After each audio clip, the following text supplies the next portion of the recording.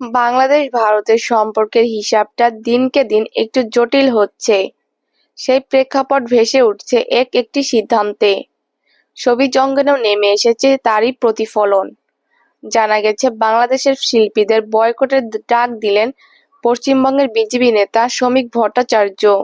হিন্দুস্তান টাইমসের খবরে রোববার 15ই ডিসেম্বর বিজেপি সংসদ শ্রমিক ভট্টাচার্য বক্তৃতায় এক পর্যায়ে বলেন, এই মুহূর্তে বয়কট করতে হবে ওপার বাংলার শিল্পীদের। বাংলাদেশের শিল্পীদের এদেশে আসা থেকে আটকাতে হবে, প্রতিবাদ করতে হবে।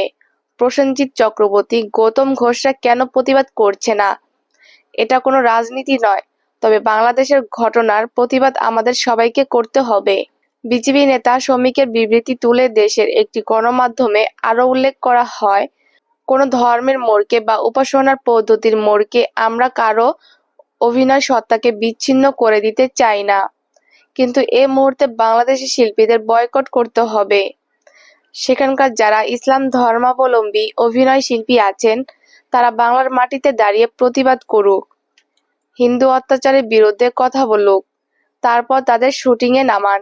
ওপার বাংলার অত্যাচার চলছে আর তারা এখানে সিনেমা করবেন কিন্তু কোনো প্রতিবাদ করবেন না, এটা তো হতে পারে না। জয়া আহসান কলকাতায় থাকা নিয়ে প্রশ্ন উঠলে শ্রমিক বলেন, উনি কলকাতায় কেন থাকবেন না? উনি অভিনয় করতে এসেছেন, কিন্তু উনি প্রতিবাদ করুক। জয়া আহসানের হিন্দু দর্শক তো ওপার বাংলাতেও আছেন।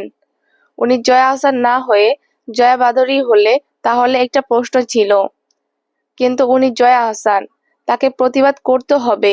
এর আগে ভারতীয় সংবাদ মাধ্যমে প্রকাশ করা হয়েছিল চঞ্চল চৌধুরীকে গৃহবন্দী করে রাখা হয়েছে।